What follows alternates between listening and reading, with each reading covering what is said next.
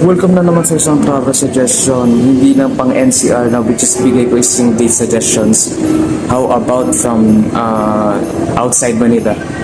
And itong lugar na to, very popular siya. Christmas attraction, Christmas destination para sa lahat.